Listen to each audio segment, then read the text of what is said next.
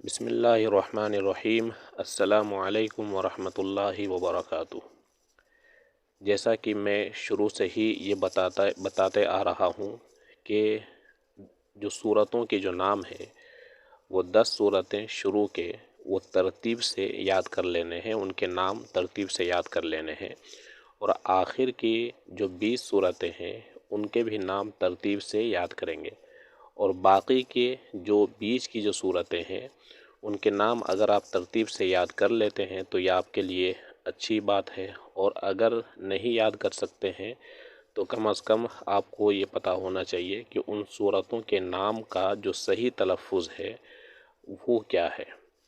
तो चलिए शुरू करते हैं, लेकिन उससे पहले एक करेक्शन ये करना है कि कल जो मैंने आपको 50 नंबर पे सूरा अज़्ज़ारियात बताया था, ये सूरा 50 नंबर पे नहीं है बल्कि सूरा क़ाफ़ ये 50 नंबर पे है।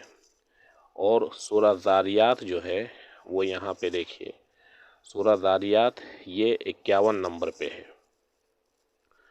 तो 51 नंबर पे सबसे पहले आता है सूरा अज़्ज़ारियात, उसके बाद 52 नंबर पे है सूरा अत्तूर, फिर 53 नंबर में है सूरा अन-नज्म, 54 नंबर पे है सूरा अल-क़मर, 55 नंबर में है सूरा ar-रहमान, 56 नंबर पे है सूरा अल-वाक़िया, 57 नंबर पे है सूरा अल-हदीद, 58 नंबर पे है सूरा अल-मुजादला, 59 नंबर पे है सूरा अल-हश्र और 60 नंबर पे है सूरा मुम्तहिना।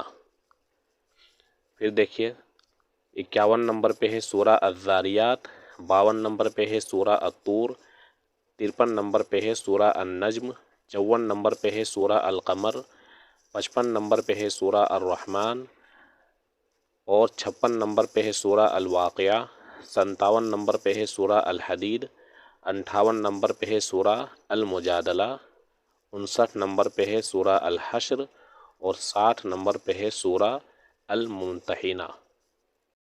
अब आगे जो हम सब पढ़ने जा रहे हैं वो कुरानी रुमूज़ औक़ाफ़ और इसको कुरानी अलामात वक़्फ़ भी कहते हैं। मतलब ये है कि जब हम कुरान पाक की तिलावत करते हैं तो हमें कहाँ पर ठहरना है और कहाँ पर नहीं ठहरना चाहिए, उसी को रुमूज़ औक़ाफ़ कहा जाता है या अलामात वक़्फ़ कहते हैं। तो इसको मैंने 3 कैटेगरी में बांटा है। पहला है ठहरने के ताल्लुक़ से जो अलामात है उनमें क्या बताए गए हैं, और दूसरा है कि ना ठहरने के ताल्लुक़ से जो अलामात है वो कौन कौन से हैं और उसके ताल्लुक़ से कौन सी बातें वजाहत की गई है। और तीसरे नंबर पे ये समझाने की कोशिश की गई है कि चंद मशहूर वुकूफ़ की अलामत, यानी कि और भी कुछ अलामात है जो बहुत ज़्यादा मशहूर है, उनमें क्या बातें कही गई हैं। ये सारी चीज़ें आज के इस वीडियो में जानेंगे और समझने की कोशिश करेंगे। तो सबसे पहले ये देखते हैं कि जो अलामात वक़्फ़ है उनमें जो ठहरने के ताल्लुक़ से, यहाँ देखिए हम लिखे हुए हैं कि जो ठहरने के ताल्लुक़ से अलामात है उनमें कौन कौन से है। तो सबसे पहले आता है ये गोल निशान, आप कुरान पाक में अक्सर देखते होंगे। ये जो गोल निशान है, इसी गोल निशान को आयत कहा जाता है और इसको वक्फ़े ताम भी कहते हैं। तो जब ये गोल निशान आपको दिखे तो इसको आयत कहते हैं और इसको वक्फ़े ताम कहते हैं। तो इस पर ठहरना चाहिए, यहाँ देखिए लिखा हुआ, इस पर ठहरना चाहिए। ऐसे ही जो मीम है ये अभी हम आपको दिखाते हैं कि कुरान पाक में कहाँ कहाँ पे इस तरह के आते हैं। जो मीम है इसको वक्फ़े लाजिम कहते हैं। वक्फ़े लाजिम कहते हैं तो इस पर ज़रूर ठहरना चाहिए। अच्छा, तो वक्फ़े मुतलक़ इसका नाम है। वक्फ़े मुतलक़, इस पे हम ज़बर ज़ेर पेश लगा दे रहे हैं ताकि पढ़ने में आपके लिए आसानी हो। इसको वक्फ़े मुतलक़ कहा जाता है, तो इस पर भी ठहरना चाहिए। और इसी तरह से जीम इसको वक्फ़े जायज़ कहते हैं। यहाँ ठहरना बेहतर और ना ठहरना जायज़ है। यानी अगर आप यहाँ पर ठहर गए हैं तो ये आपके लिए अच्छा है, और अगर ना भी ठहरे हैं फिर भी आपके लिए जायज़ है, दुरुस्त है। उसके बाद ये क़िफ़ इसको पढ़ा जाता है, या अलामात क़िफ़ है, तो इस पर ठहरना चाहिए, यानी इस पर रुक जाना चाहिए जब ये अलामत आपको नज़र आए। तो अब हम दिखाते हैं कि ये जो पांचों अलामत है ये कुरान पाक में किस तरह से दिखाई देते हैं या किस तरह से लिखे हुए हैं। सबसे पहले देखते हैं वक्फ़े ताम। तो वक्फ़े ताम में अगर आप यहाँ पर देखें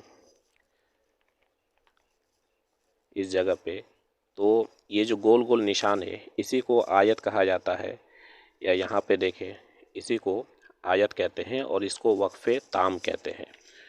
उसके बाद था वक्फ़े लाजिम।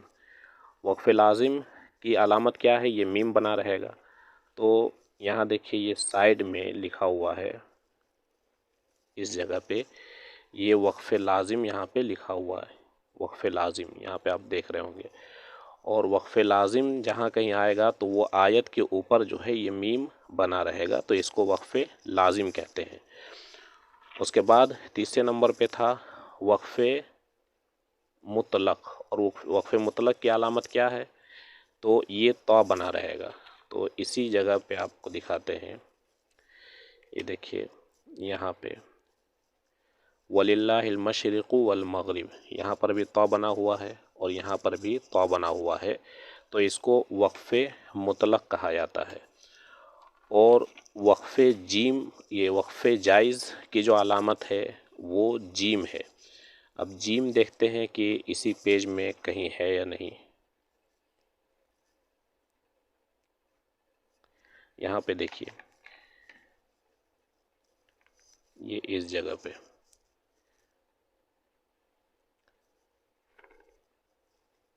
यहाँ पे तो ये जीम बना हुआ है, तो इसको वक्फ़े जायज़ भी कहते हैं। यहाँ पर भी देखिए जीम बना हुआ है, तो इसको वक्फ़े जायज़ कहा जाता है। तो यहाँ पर ठहरना बेहतर और ना ठहरना जायज़ है।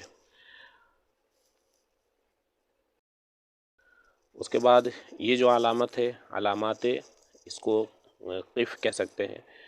तो ये देखिए आपको यहाँ पे नज़र आ जाएगा, यहाँ पे देखिए ये छोटा सा ये क़िफ़ लिखा हुआ है, तो इसका मतलब ये है कि यहाँ पर ठहरना चाहिए। अब इसके बाद वो अलामात कि जहाँ पर जिसके ताल्लुक़ से ये बात बहस की गई है कि वहाँ पे ना ठहरने के ताल्लुक़ से बात बताई गई है, तो उनमें सबसे पहले क्या आता है, उनमें सबसे पहले आता है लाम अलिफ यानी ला। ला, तो ला यहाँ देखिए ला, तो इसका मतलब ये है, इसका माना नहीं है, तो नहीं के हैं, तो नहीं का मतलब ही आपको समझ में आ गया कि यहाँ पर नहीं ठहरना है। अगर ये अलामत आयत के अंदर है तो हरगिज़ नहीं ठहरना चाहिए, और अगर ऊपर में है तो दोनों जायज़ है, यानी कि ठहर भी सकते हैं और नहीं भी ठहर सकते हैं। लेकिन अगर ये आयत के अंदर में है, तो आयत के अंदर का मतलब कि सेंटेंस के अंदर में है, तो फिर ऐसी सूरत में वहाँ पर ठहरना जायज़ नहीं है। और अगर आयत के ऊपर है तो फिर ठहर सकते हैं।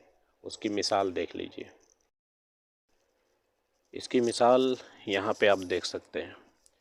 यहाँ देखिए ये गोल आयत है और आयत के ऊपर लाम अलिफ बना हुआ है, और उसके बाद ही अगर आप यहाँ पे देखेंगे तो यहाँ पे कोई आयत नहीं है और उसके ऊपर लाम अलिफ बना हुआ है। तो आयत के अंदर लाम अलिफ आता है और आयत के ऊपर भी लाम अलिफ आता है। तो अगर आयत के ऊपर में लाम अलिफ है तो वहाँ पर ठहर भी सकते हैं और नहीं भी ठहर सकते हैं। लेकिन अगर आयत के अंदर में लाम अलिफ यानी ला लिखा हुआ है तो फिर वहाँ पर ना ठहरे बल्कि मिलाकर पढ़ें। अब उसके बाद है ज़ा, इसको वक्फ़े मुजव्वज़ भी कहा जाता है, वक्फ़े मुजव्वज़ भी कहा जाता है। तो यहाँ ना ठहरना बेहतर है, اب اس کی مثال کیا ہے؟ اس کی مثال آپ یہاں پہ دیکھ سکتے ہیں، اس جگہ پہ یہ جو زا بنا ہوا ہے، تو یہاں پہ آپ کے لیے بہتر ہے کہ آپ یہاں پر نہ ٹھہریں بلکہ ملا کر پڑھیں۔ اب اس کے بعد جو علامت ہے وہ ہے صاد، تو یہ صاد ہے، اور صاد کو وقف مرخص بھی کہتے ہیں، وقف مرخص بھی کہا جاتا ہے۔ تو یہاں پر ملا کر پڑھنا چاہیے، اگر بوقت ضرورت ٹھہر جائے تو جائز ہے، یعنی ملا کر پڑھنا بہتر ہے، لیکن اگر کسی موقع پر ٹھہر گئے تو یہ ٹھہرنا بھی جائز ہے، یعنی دوبارہ آپ کو ملا کر پڑھنے کی ضرورت نہیں ہے۔ اب صاد کی مثال کیا ہو سکتی ہے؟ صاد کی مثال آپ یہاں پر دیکھیں، یہ دیکھیں یہاں پہ صاد بنا ہوا، گول آیت ہے، اس کے اوپر میں صاد بنا ہوا ہے، پھر یہاں پر بھی دیکھیے صاد بنا ہوا ہے۔ تو یہ دو مثال تو اسی پیج میں ہے۔ اب اس کے بعد جو وقف کی علامت ہے وہ ہے صاد لام یا، اس کو بولا جاتا ہے الوصل اولا، الوصل اولا۔ تو یہاں ملا کر پڑھنا بہتر ہے، یعنی یہاں پر رکنا نہیں چاہیے، ملا کر پڑھنا چاہیے۔ اب اس کی مثال کیا ہوگی؟ اچھا، اس کے بعد نیچے میں آپ دیکھ سکتے ہیں قاف کی علامت ہے، اس کو کہا جاتا ہے قیل علیہ الوقف، یہاں ٹھہرنا نہیں چاہیے، یعنی یہاں پر ملا کر پڑھنا چاہیے۔ اور صاد لام یا جس کو الوصل اولا بھی کہتے ہیں، تو یہاں ملا کر پڑھنا بہتر ہے۔ یہ دونوں کی جو مثال ہے آپ یہیں پہ دیکھ سکتے ہیں کہ دونوں جو ہے وہ ایک ساتھ آیا ہوا ہے۔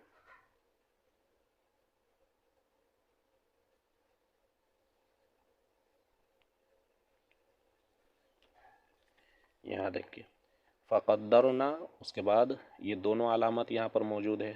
اب جو علامت اوپر میں ہوگی اس کو مانا جاتا ہے، تو خیر اسی طرح سے قاف کی بھی مثال آپ کو کہیں نہ کہیں مل ہی جائے گی، یعنی الگ الگ بھی مثال مل جاتی ہے۔ اس کے بعد صل ہے، صل کو کہا جاتا ہے قد یوصل، تو یہاں کبھی ٹھہرا جاتا ہے اور کبھی نہیں، البتہ ٹھہرنا بہتر ہے۔ تو جتنی مثالیں ہم آپ کو دکھا رہے ہیں اسی طرح سے آیت کے اوپر یا آیت کے بیچ میں صل بھی لکھا ہوا مل جائے گا، تو آپ سمجھ جائیے کہ اس جگہ پہ ٹھہرنا بہتر ہے، ٹھہرا جاتا ہے، اور کبھی نہیں ٹھہرا گیا تو وہ بھی ہو سکتا ہے کہ اگر آپ کبھی نہ بھی ٹھہرے، البتہ ٹھہر لینا بہتر ہے اس جگہ پہ قد یوصل، جس کو ہم صل بھی کہتے ہیں۔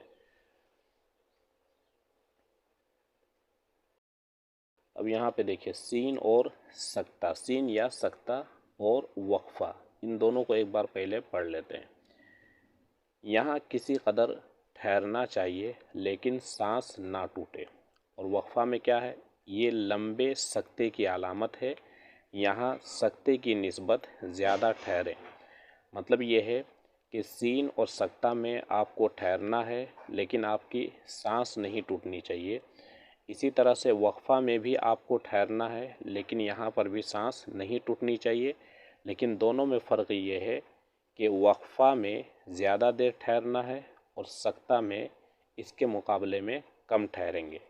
اب اس کی مثال کیا ہو سکتی ہے وہ دکھا دیتے ہیں۔ تو یہاں پہ آپ دیکھ سکتے ہیں یہ سکتہ لکھا ہوا ہے، اس جگہ پہ سکتہ لکھا ہوا ہے، تو یہاں پہ رکیں گے لیکن سانس نہیں ٹوٹے گی۔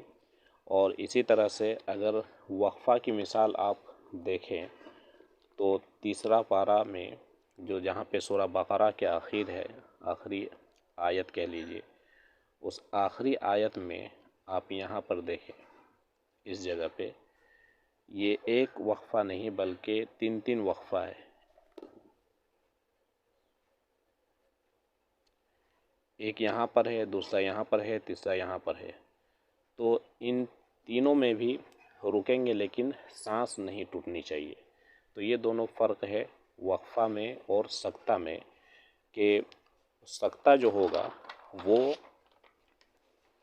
یہاں دیکھیے، جو سکتہ جو ہوگا، سین یا سکتہ جس کو کہتے ہیں، تو یہاں کسی قدر ٹھہرنا چاہیے، لیکن جہاں پہ وقفہ ہوگا یہ لمبے سکتے کی علامت ہے، اور یہاں پر بھی ٹھہرنا ہے لیکن سکتہ کے مقابلے میں وقفہ میں زیادہ دیر ٹھہرنا ہے۔ تو وقفہ کے بعد آتا ہے یہ 3 ڈاٹ بنے ہوتے ہیں، تو یہ 3 ڈاٹ جب بھی آئیں گے تو یہ دونوں ایک ساتھ ہی آتے ہیں، اس کو معانقہ کہا جاتا ہے، معانقہ۔ اچھا، جب معانقہ کی علامت ہے ان دونوں میں سے کسی ایک پر ٹھہریں، مطلب یہ ہے کہ جب دونوں ایک ساتھ آتے ہیں تو دونوں میں سے کسی ایک پر ٹھہرنا ہے۔ اس کی مثال سورہ قدر میں ہے، یہاں دیکھیے،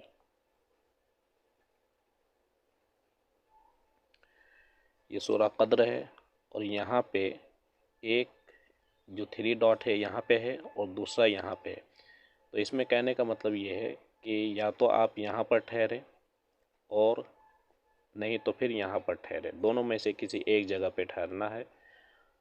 اگر یہاں ٹھہریں گے تو یہاں پہ نہیں ٹھہرنا ہے، اور اگر یہاں پہ ٹھہرنا ہے تو پھر یہاں پر ملا کر پڑھنا ہے، تو اسی کو معانقہ کہا جاتا ہے۔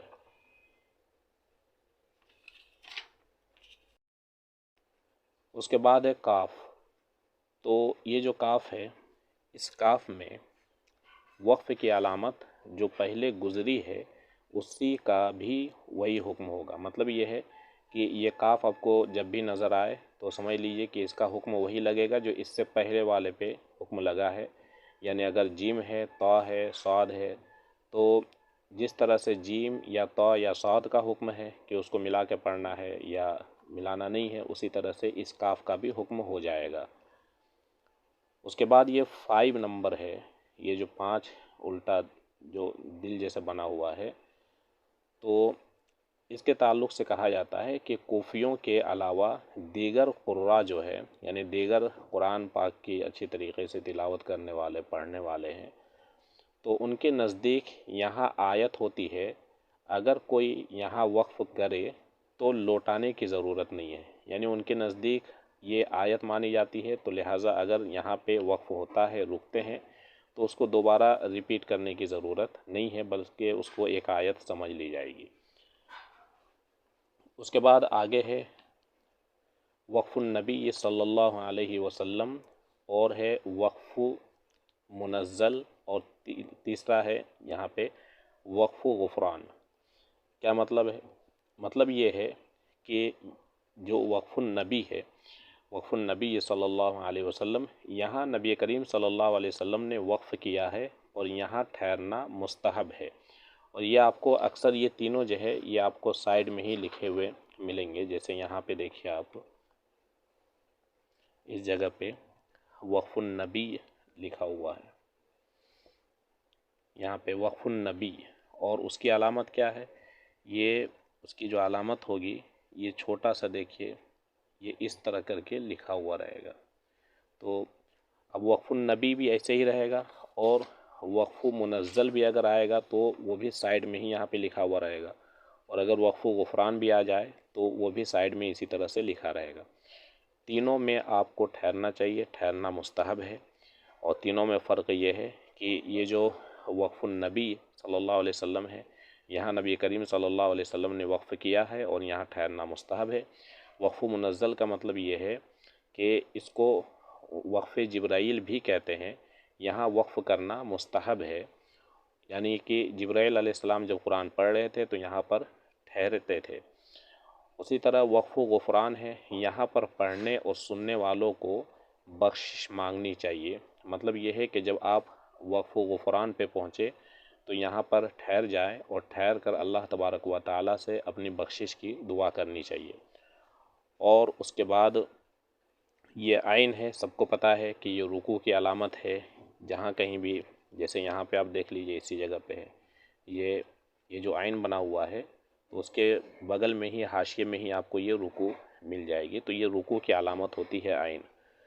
اور چھوٹا سا رہ گیا ہے، قرآن پاک میں 30 پارے ہیں اور ان 30 پاروں کو 4 حصوں میں تقسیم کیا گیا ہے، تو جو پہلا حصہ ہے اس کو الربع کہا جاتا ہے، الربع یہ پارہ کا چوتھائی حصہ ہونے کی علامت ہے۔